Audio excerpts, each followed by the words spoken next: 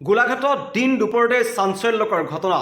স্বামী আৰু পত্নীক অচিনাক্ত দুৰ্বৃত্তই হত্যা কৰি থৈ গৈছে। দিন দুপৰতে ঘটনা সংঘটিত হ'ল গোলাঘাটৰ বাদুলিপাৰৰ বুঢ়াগাঁৱত।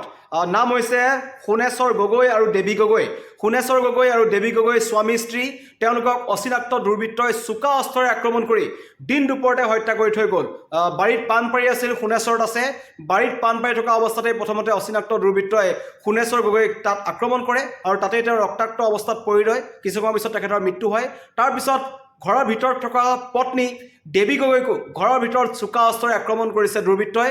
তেওঁৰ তাতে মৃত্যু হৈছে। আৰু এই ঘটনাক কেন্দ্ৰ কৰি এতিয়া তীব্ৰ চাঞ্চল্যৰ সৃষ্টি হৈছে। হত্যাকাণ্ডৰ আঁৰত কি, কোনে কি কাৰণত এই দম্পতীহালক হত্যা কৰি থৈ গ'ল তাৰ কোনো তথ্য এতিয়া ৰহস্য উদ্ঘাটন হোৱা নাই। আৰক্ষী উপস্থিত হৈছে, তদন্ত কৰিছে, তন্নকৈ সকলো পৰীক্ষা কৰিছে। কিন্তু এটা গাঁও এলেকাত এইদৰে অচিনাক্ত দুৰ্বৃত্ত আহি তেওঁলোকৰ ঘৰত আক্ৰমণ কৰি থোৱা ঘটনাক কোনোৱে সহজভাৱে মানি ল'ব পৰা নাই। তেওঁলোকৰ ঘৰত ডকাইতি কাণ্ডও সংঘটিত হোৱা নাই। এনেকুৱা নহয় যে ডকাইতে তেখেতলোকক হত্যা কৰি থৈ গৈছে। এজন স্বামীয়ে বাৰীত পাণ পাৰি আছিল, সোণেশ্বৰ গগৈয়ে, আৰু পত্নী দেৱী গগৈ ঘৰৰ ভিতৰত আছিল।